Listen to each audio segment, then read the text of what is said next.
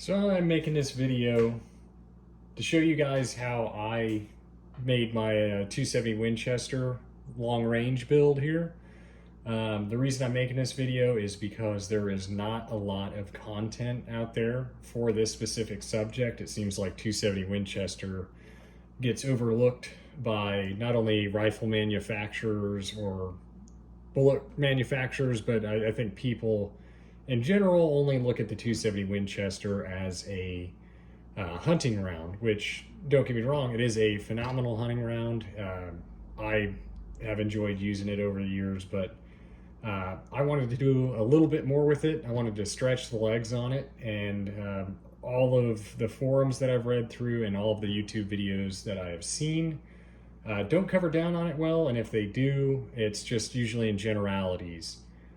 So this is how I made my 270 Winchester for long range, and it works for me. And I'm going to show you guys how, or explain to you guys how I did it. So starting off, I picked a bullet that I enjoyed, or no, sorry, not that I enjoyed, but I picked a bullet that had a reasonable BC and was built somewhat to match grade specifications, which are these Hornady ELDXs, 145 grainers.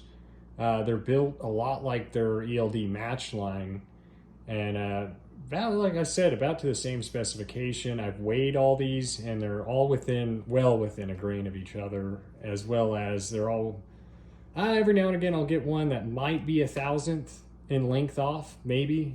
It's very rare that I do. But I used 145 grain ELDX, and I essentially did a lot of trial and error testing and whatnot with the stock barrel that my rifle came with, which I'll get to here in a second. But essentially, yeah, I built this rifle around this 145 grain ELDX. The ballistic coefficient, the G1, I believe, is 0.536. The G7 is 0.270. It's not the highest BC bullet out there. I know that there's a lot of other bullets out there that might have better ballistic coefficients and whatnot, but for 270, it's kind of slim pickings, back to that original point about it being overlooked by bullet manufacturers as well as rifle manufacturers. But in the testing I found, with the original barrel on here that was a 1 in 10 twist, it did not stabilize anything heavier than a 130 grain bullet well.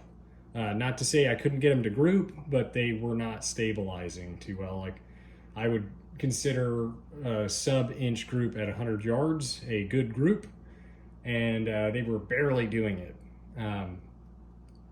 And like I said, mostly due to the rifle twist. Now, I bought a Remington 783 from a pawn shop for a couple $100, and then, like I said, I did a bunch of testing with heavier bullets, 150 grain bullets and whatnot, and wasn't getting great performance out of them. I was getting great performance out of the 130 grainers, which is standard. That's typically what that twist likes. So I went on Excalibur and had this barrel made. It's a 26-inch 1 in 9 twist. I think it's the Palma profile.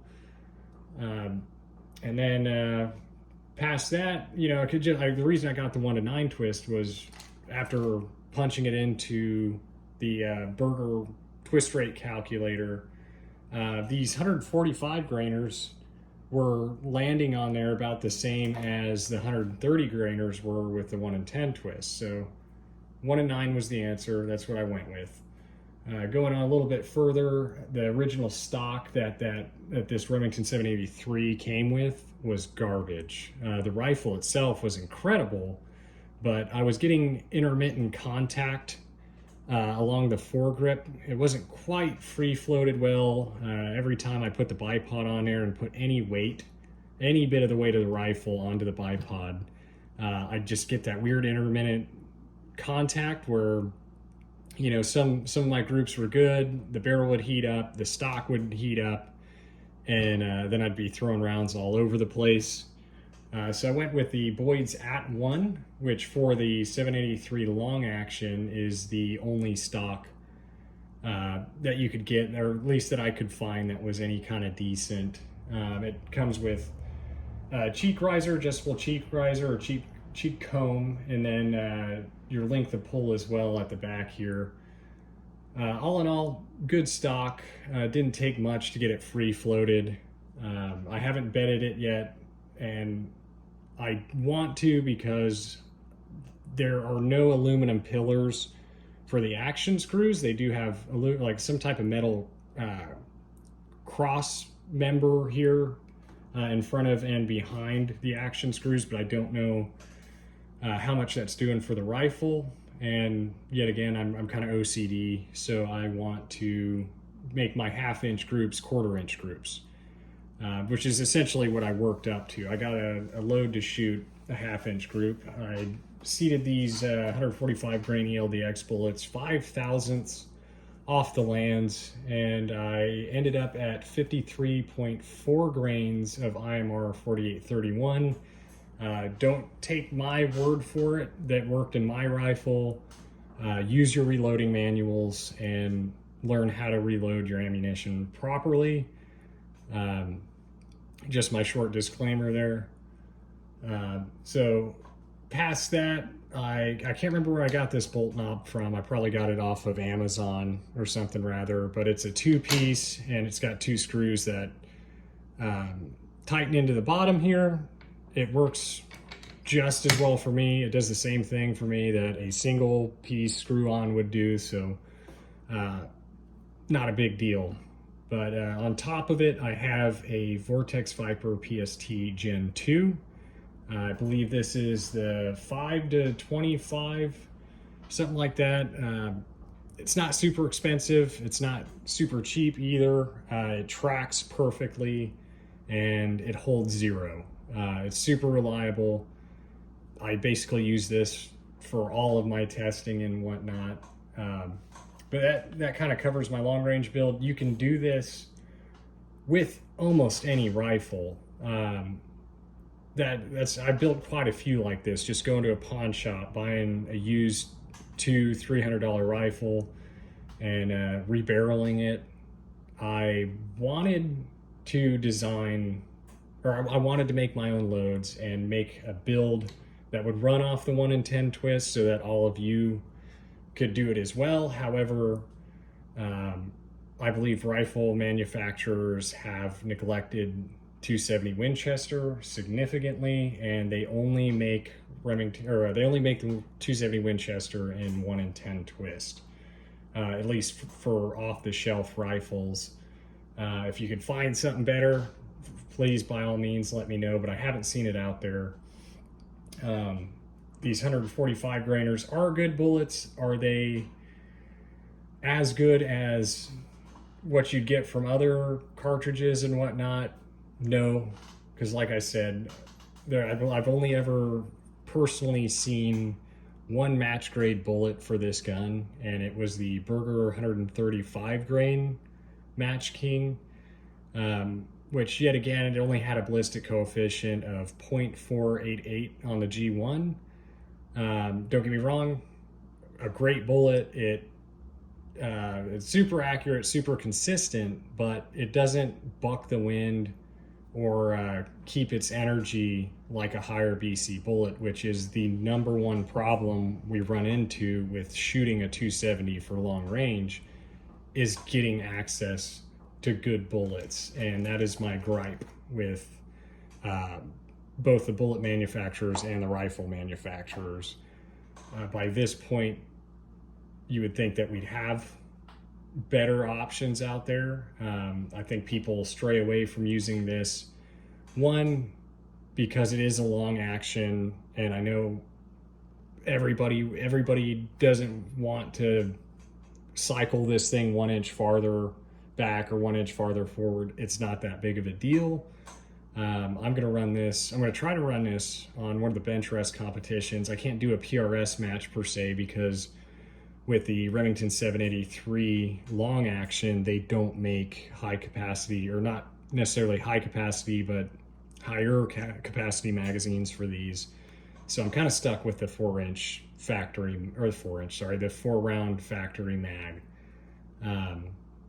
That's kind of my spiel.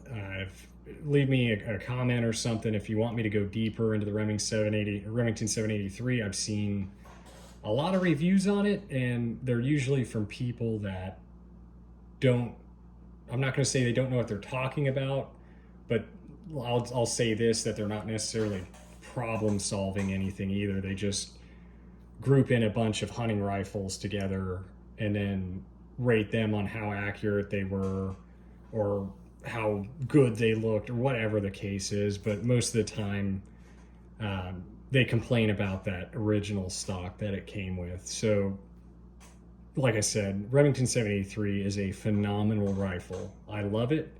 The reason I chose it was because they have a barrel nut on it, because I knew I was going to end up replacing the barrel eventually. I wanted to try faster twists to get, better performance out of the heavier bullets. So that's my build. I'll end up making a video of me shooting the thing, and then I'll show you a few of the groups I got out of it. But all in all, it's a phenomenal long range cartridge. I've shot this thing out to 1,000 yards. Like I said, I'm getting half MOA groups out of this thing, and could I tune that down a lot more? Absolutely. Right now we're falling on hard times getting any kind of reloading components for these things. I'm using kind of a mixed batch of brass, so none of it is weight sorted. I just basically resize it, trim it all, get it all as uniform as I can, but the case volume and whatnot is definitely different. So I've been kind of struggling with that a little bit, but if I can get my hands on some good brass weight sort and whatnot, I would not. I basically what I'm saying is I do not think it'd be hard to get this down to a 1/4 inch group or better. But yeah, this was my recipe for success here. Like I said, if you guys want more content, just leave me a message and I can go farther in depth than what I have. The biggest point is I was getting frustrated when trying to build this thing because there was no information on it. So this is me putting that information out there so that other people would have it. I'm not a big YouTube guy. I don't know if I'll make this a big channel, but let me know what you guys think, and we can get a little more in depth.